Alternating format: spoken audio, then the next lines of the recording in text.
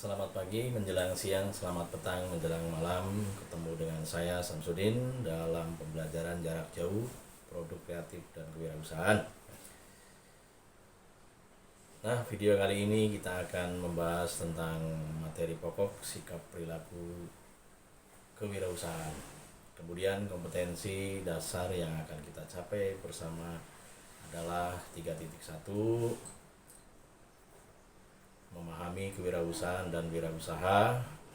Kemudian 4.1, pengelompokan karakter wirausaha. Di situ sudah jelas indikator daripada pencapaian kompetensi yang akan kita capai secara bersama-sama adalah menjelaskan pengertian kewirausahaan, mengidentifikasi ciri-ciri atau sifat kewirausahaan, dan mengidentifikasi karakter kewirausahaan. Dipersilakan untuk menyimak yang akan ditampilkan berikut ini. Oke, kita tempatkan dua gambar. Ada pedagang gambar yang menampilkan sebuah pedagang sayur dan karyawan. Siapa yang berwirausaha pada gambar tersebut? Mungkin bisa kita tebak pedagang sayur. Because yang kita kenal wirausaha itu adalah pedagang, berjualan, punya produk, kemudian dijual kepada masyarakat. Nah, bagaimana dengan karyawan? Apakah karyawan itu masuk dalam kategori wirausaha? Bisa juga iya, bisa juga tidak. Tetapi notabene-nya kalau karyawan itu adalah mereka orang-orang yang bekerja di kantor, bekerja bisa menjadi pegawai, bisa menjadi manajer atau bos dan sebagainya. Intinya dia bekerja dalam suatu perusahaan. Nah, apakah juga pedagang sayur bekerja dalam satu perusahaan? Bisa iya, bisa juga tidak, tetapi jelas di sini bahwa bisa ditebak yang namanya wirausaha adalah pedagang sayur, karena notabene-nya jelas berdagang, berjualan. Next, kita lanjut ke gambar berikutnya. Nah, silakan disimak. Dalam gambar tersebut ada karyawan dan seniman. Kita tidak berbicara tentang seniman itu sebagai pelukis atau penyanyi.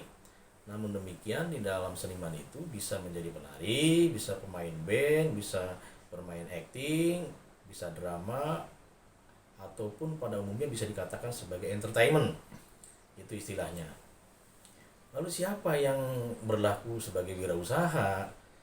Kita bisa menebak dengan mudah bahwa seniman itu sebenarnya termasuk dalam pelaku wirausaha. Loh, kok bisa seperti itu?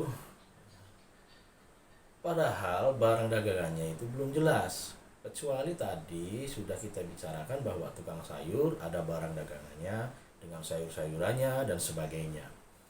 Lalu seniman itu bentuk produk wirausahanya seperti apa?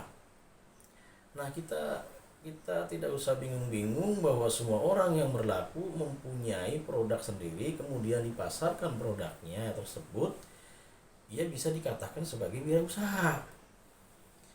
Sekarang seniman itu mempunyai skill untuk melukis, atau juga bisa kemudian lukisannya dijual, terus penyanyi, ia juga menciptakan sebuah lagu, terus lagunya dijual, atau mereka mengadakan konser, atau hal-hal yang lainnya. Nah, pemain drama, aktor atau aktris juga di dunia perfilman, ya mereka juga termasuk wirausaha. Because mereka mempunyai satu karya, kemudian karya tersebut dipublikasikan, kemudian dijual, dan merupakan satu kemampuan berpikir, di mana bahwa pada intinya karya tersebut dipublikasikan, dijual, dan bisa menjadi sumber pendapatan, sumber penghasilan bagi mereka. Ya, jadi intinya adalah kewirausahaan itu merupakan satu kemampuan berpikir kreativitas, berperilaku inovatif yang dijadikan dasar, sumber daya, tenaga penggerak, tujuan, siasat, kiat, dan proses menghadapi tantangan hidup. Nah, itu menurut Suparman seperti itu. Jadi pada intinya kita garis bawahi bahwa dalam pengertian ini kewirausahaan itu adalah ada kalimat berpikir kreativitas dan inovatif. Kemudian penerapan keinovasian dan kreativitas untuk memecahkan satu masalah serta memanfaatkan berbagai peluang-peluang usaha yang dihadapi. Nah, itu pengertian ataupun definisi daripada kewirausahaan menurut Thomas N. Zimere. Yang selanjutnya bahwa menurut Peter F. Drucker bahwa kewirausahaan itu adalah sebuah kemampuan menciptakan sesuatu yang baru dan berbeda. Nah, di sini bisa kita highlight atau bisa kita garis bawahi bahwa kata kreatif, inovatif, kemudian menciptakan hal baru dan yang berbeda. Nah, jadi jelasnya orang yang berlaku wirausaha itu adalah menciptakan sesuatu yang berbeda daripada yang lain. Bisa katakanlah ada kalimat istilah ATM, amati, tiru dan modifikasi. Tapi itu masih tidak menunjukkan sebuah originalitas. Nah, berdasarkan kreativitas dan inovasi yang mereka miliki, siapapun itu, apapun produknya, tidak harus makanan, minuman, kuliner, sayuran, bisa jadi hal seni. Nah, dalam hal ini tulisan, blog pribadi, bisa dalam hal banyak lainnya, ataupun itu siapapun itu bisa menjadi wirausaha. Why not? Kenapa bisa demikian? Because kewirausahaan berasal dari dua kata wira dan usaha. Wira itu sendiri memiliki sebuah arti bahwa bisa dikatakan pahlawan, kemudian pejuang, teladan, manusia unggul yang berani, kemudian berwatak agung dan bagus, ataupun bisa dikatakan gagah. Bisa kita baca dalam satu persatu dari pahlawan itu sendiri bahwa sampai dengan istilah gagah berani, berarti orang ini adalah orang yang hidup secara mandiri, tidak tergantung kepada orang lain. Jadi bedanya kalau misalnya tadi dikatakan bahwa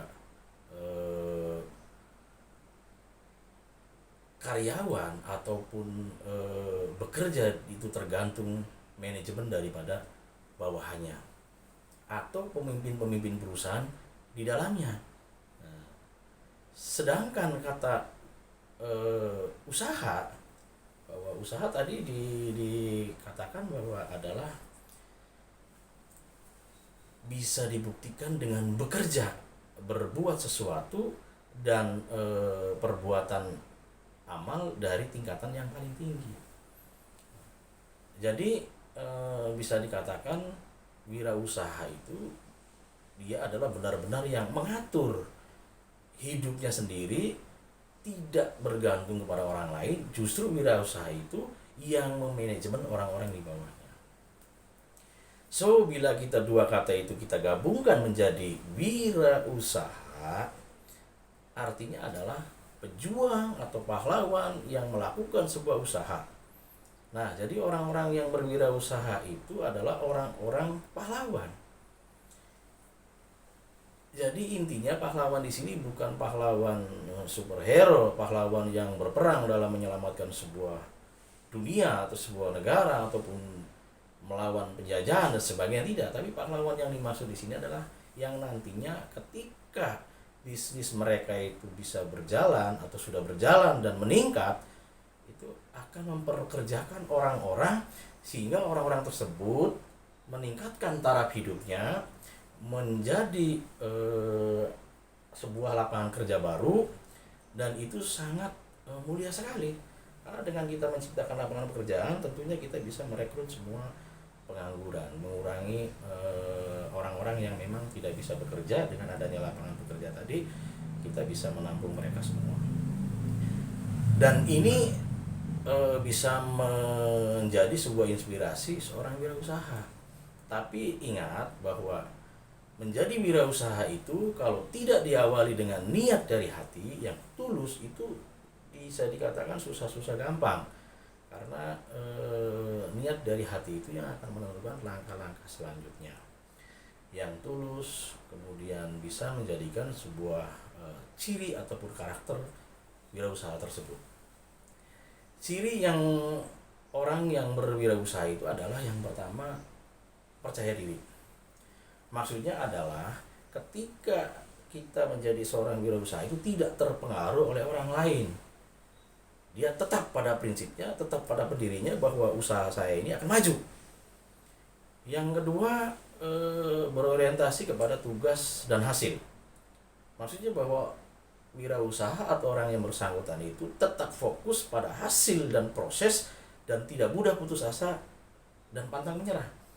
Karena yang namanya wirausaha itu tidak bisa sebegitu saja memulai dari A sampai dengan Z. Itu butuh proses, butuh waktu, butuh tenaga, yang semuanya itu adalah tergantung kepada pribadi yang bersangkutan, orientasinya kepada tugas dan hasil.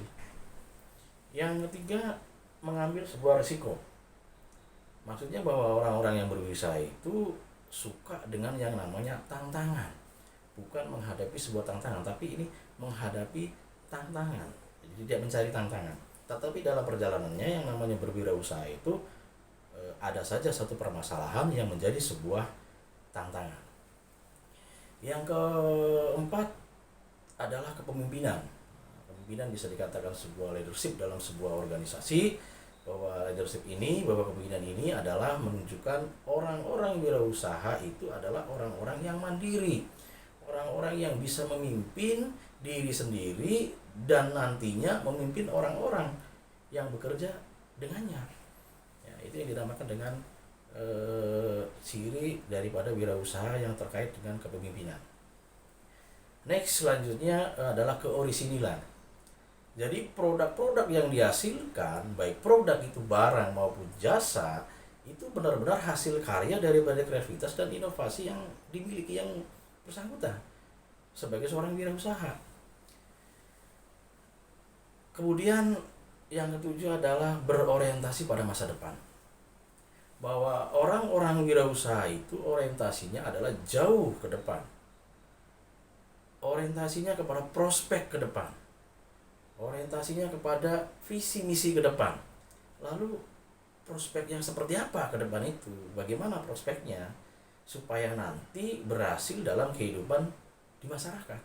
Itu yang dinamakan dengan berorientasi ke masa depan. Dan yang terakhir adalah kreativitas. Bahwa kreativitas itu sangat penting dikarenakan harus memiliki produk yang orisinal, belum ada sebelumnya. Jadi produk ini benar-benar produk yang dihasilkan oleh yang bersangkutan dan tidak pernah dibuat oleh orang lain. Berbicara tentang kreativitas, itu kita bisa melakukan sebuah teknik ataupun beberapa cara. Misalnya di situ banyak sekali yang sudah terbiasa dilakukan dalam sebuah wirausaha adalah 3M. 3M itu yang satunya adalah menciptakan. M satunya adalah menciptakan. To create. Bahwa wirausaha itu menciptakan sesuatu yang belum ada menjadi ada. Dari nggak ada jadi ada. Kemudian M yang keduanya adalah memodifikasi, to modify. Bahwa bisa dilakukan oleh seorang wirausaha dengan mencari cara membentuk fungsi atau membuat fungsi-fungsi baru atau fitur-fitur baru. Dan yang ketiganya adalah mengkombinasikan atau to combine. Tapi tertulis di situ adalah to create, tapi bukan to create. Maksudnya adalah menggabungkan dua hal atau lebih yang sebelumnya memang tidak ada hubungan menjadi berhubungan, menjadi sebuah produk yang kompleks, produk yang berurutan, produk yang berkesinambungan. Jadi bisa membedakan antara 3M kreatif ini dalam hal kaitannya dengan menciptakan, memodifikasi, dan mengkomunikasikan. Dimana akan tetapi bahwa kreatif itu belum tentu